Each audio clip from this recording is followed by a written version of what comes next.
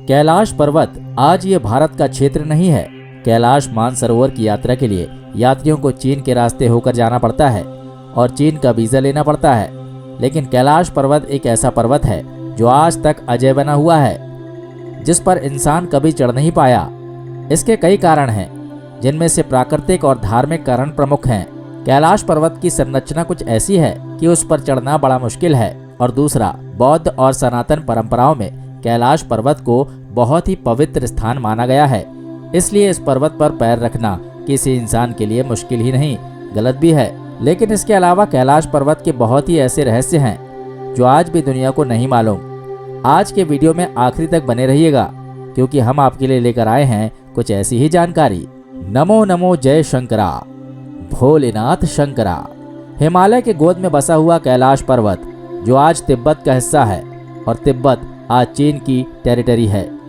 इसलिए कैलाश पर्वत चीन के अंतर्गत आता है, और भारत से कैलाश मानसरोवर की यात्रा पर जाने वाले सभी श्रद्धालुओं को वहां पहुंचने के लिए चीन का वीजा लेना पड़ता है। कैलाश पर्वत की ऊंचाई 6000 मीटर से अधिक है, जबकि माउंट एवरेस्ट की ऊंचाई 8848 मीटर है। इसके बावजूद भी आज तक कोई भी पर्वतारोही कैलाश पर्वत पर चढ़ नहीं पाया। हालांकि एक अपवाद ये सुनने में आता है कि 11वीं शताब्दी में एक योगी मिलरेपा ने कैलाश पर्वत की चढ़ाई पूरी की थी, लेकिन ये बात पूरी तरह से साबित नहीं हो पाई। इसके बाद कुछ ब्रिटिश माउंटेनियर्स ने इस पर्वत पर चढ़ने की कोशिश की, लेकिन कोई भी सफल नहीं हो पाया। किसी का कहना था कि अचानक ऊपर चढ़ते हुए उसके ऊपर बर्फ का तूफान आ गया, तो कोई कहता है कि आगे का रास्ता ही गायब हो गया और बारिश शुरू हो गई। कुल मिलाकर कैलाश पर्वत आज तक अजय ही बना हुआ है। कैलाश पर्वत पर एक रहस्य ये भी है कि यहीं से तकरीबन सभी नदियों का उद्गम हुआ है। इस क्षेत्र की प्रमुख नदियों में सिंधु, ब्रह्मपुत्र, सतलुज और घाघरा नदियां हैं, जो इस पर्वत से होकर निकलती हैं। चारों नदियों से निकलने वाले जल का स्थान 4 अलग अलग जानवरों के आकार का है। पूर्व दिशा में अश्व का मुख, पश्चिम दिशा में हाथी का मुख है, उत्तर दिशा में सिंह मुख है, और दक्षिण दिशा में मोर के मुख की आकृति बनी हुई है। भारत की अन्य प्रमुख नदियों गंगा, जमुना, सरस्वती का उद्गम स्थल भी यही क्षेत्र है। सनातन मान्यताओं के अनुसार कैलाश पर्वत ही भगवान शिव का निवास स्थान है, और ऐसा माना जाता है कि वो आज भी कैलाश पर्वत पर अपने परिवार के साथ रह रहे हैं। दुर्लभ परिस्थितियों की वजह से कैलाश पर्वत पर चढ़ाई को साल 2001 से चीन की सरकार ने आधिकारिक रूप से बंद कर दिया है। कैलाश पर्वत का आकार चौकोर है।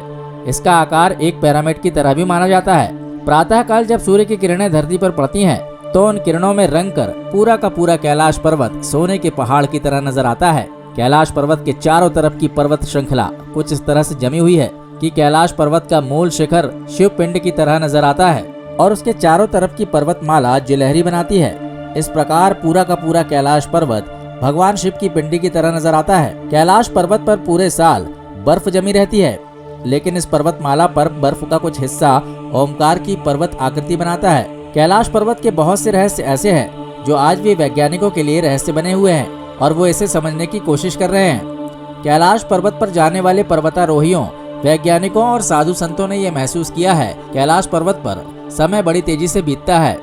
उन्होंने ये भी देखा है कि उनके सिर के बाल और नाखून बहुत ही तेजी से बढ़ते हैं। कैलाश पर्वत पर जाने के बाद पूरी दुनिया में दिशा बताने वाला दिशा सूचक यंत्र भी काम करना बंद कर देता है।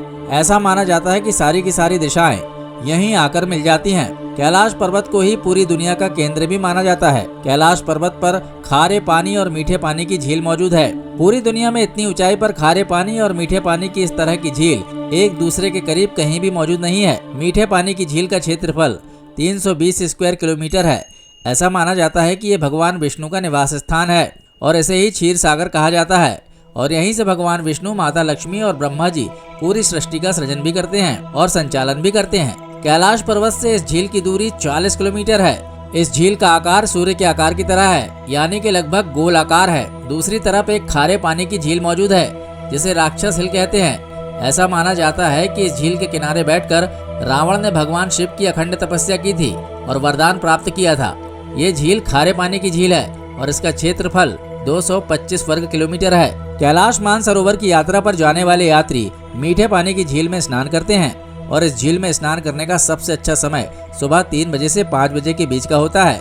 कहते हैं कि इस ब्रह्म मुहूर्त की बेला में देवता यहाँ स्नान करने के लिए आते हैं। शिव पुराण, स्कंद पुराण, मत्स्य पुराण जैसे ग्रंथों में कैलाश पर्वत का जिक्र कैलाश खंड नामक अध्याय में मिलता है।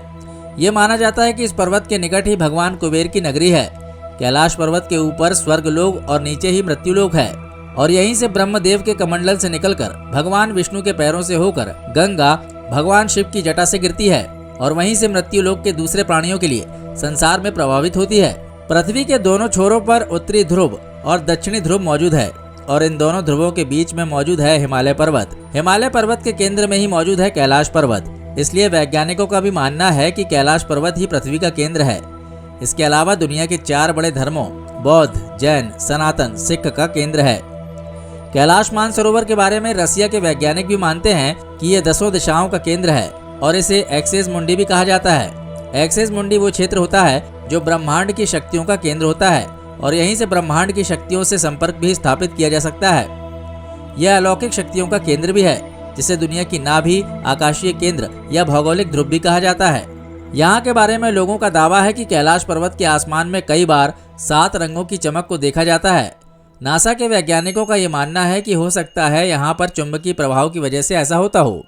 कैलाश पर्वत पर अध्ययन करने वाले रसिया के वैज्ञानिकों ने जब तिब्बत के बौद्ध गुरु से संपर्क किया तो उन्होंने बताया कि यहाँ आज भी ऋषि मुनि ध्यान अवस्था में बैठकर टेलीपैथी के जरिए पुण्य आत्माओं से संपर्क करते हैं। इसलिए यहाँ पर अलौकिक शक्तियों का वास माना जाता है। अगर आप कैलाश मानसरोवर के क्षेत्र में जाते हैं तो वहाँ सदैव आपको एक आवाज सुनाई देती है जो किसी एरोप्लेन के उड़ने की तरह आपको समझ में आएगी, लेकिन वास्तव में वो आवाज किसी डमरू के बजने जैसी आवाज है। हालांकि वैज्ञानिक इस संबंध में मानते हैं कि ये आवाज बर्फ के पिघलने की हो सकती है, लेकिन यहाँ पर ध्वनि और प्रकाश का अद्भुत संयोग होता है। दोस्तों, ये थे कैलाश मानसरोवर पर्वत से जुड़े कुछ रहस्य। उम्मीद करते हैं कि ये वीडियो आपके लिए रोमांचक और सूचनाओं से भरा रहा होगा। आप इस वीडियो के बारे में क्या सोचते हैं हमें कमेंट बॉक्स में लिखकर जरूर बताइए। बहुत जल्द मिलते हैं एक नए वीडियो में। जय हिंद, जय भारत, वंदे मातरम।